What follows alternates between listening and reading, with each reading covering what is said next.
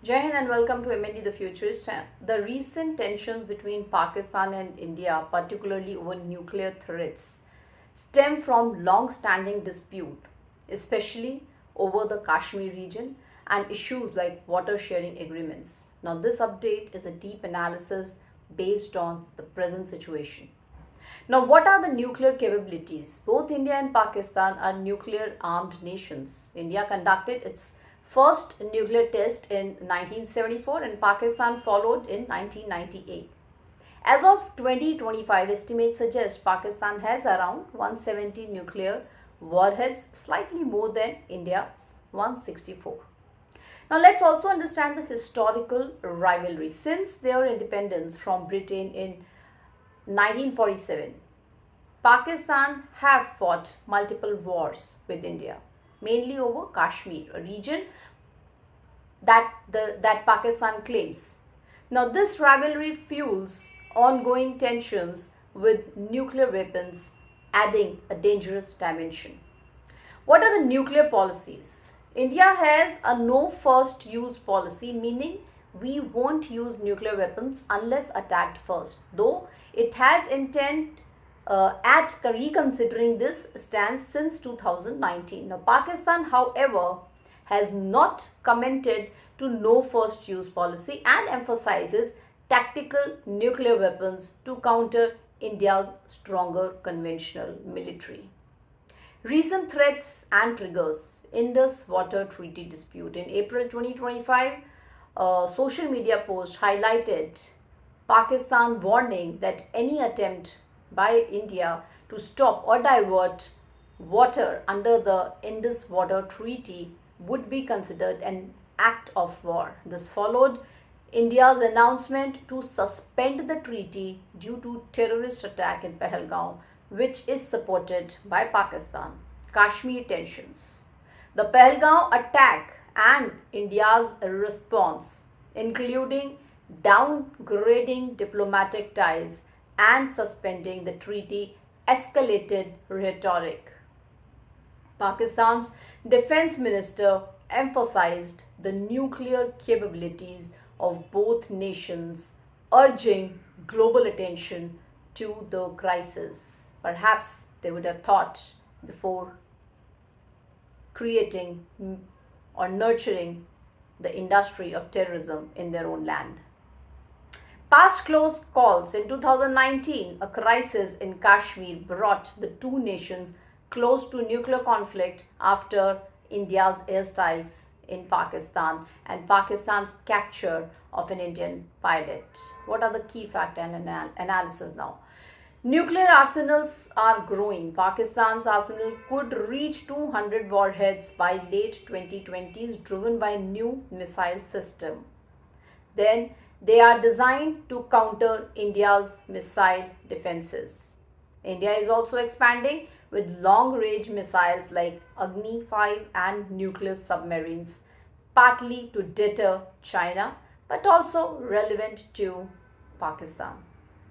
A small nuclear exchange could kill millions instantly and cause global climate issues like a nuclear winter, risking starvation for billions. And let's also not forget, this Pakistan is not the Pakistan of 2019. Today, it's gripped in poverty and own internal issues. Why threats happen? Pakistan uses nuclear threats to deter India's stronger conventional forces, especially since India's cold start doctrine allows rapid military mobilization. Pakistan's doctrine allows nuclear use if it faces existential threats like losing territory or water access, which explain the recent rhetoric over the Indus Treaty, and they have a threat with their own internal dimensions as well. Perhaps they should think that also. Now, India's actions like suspending the treaty or conducting airstrikes are seen as provocating for them, prompting Pakistan to flex its nuclear muscle. However, they are prompting India by such coward acts. What is the risk of escalation? Short missile flight time 6 to 7 minutes between capitals leave little room for decision making, increasing the risk of miscalculation. Incidents like accidental missile misfire can also happen. Pakistan has done this multiple times. Now, both nations lack robust crisis communication channels, and existing hotlines are rarely used effectively. What are the global concerns? The United States has imposed sanctions on Pakistan's missile program, citing concerns about long range missiles that could theoretically target beyond South Asia. Pakistan denies this intent, focusing on regional deterrence. Let's also understand the kind of debt Pakistan is struggling with. Now, there are certainly warnings that India Pakistan tensions are among the most likely that triggers for nuclear conflict globally, given their history and proximity. Why this matters? Human cost. Even a limited nuclear war could kill 50 to 125 million people directly, with global climate effects threatening billions more. Regional instability, ongoing disputes over Kashmir water, and terrorism keep the region on edge, with nuclear threats amplifying the stakes. Global impact, if we see, a nuclear conflict could disrupt food production, economies, trade worldwide, recession and even inflation, making this a global concern, not just a regional one. What's being done? Confidence building measures, which seems to be very, very difficult during this hour when Pakistan has done such a cowardly attack on India. What else is possible?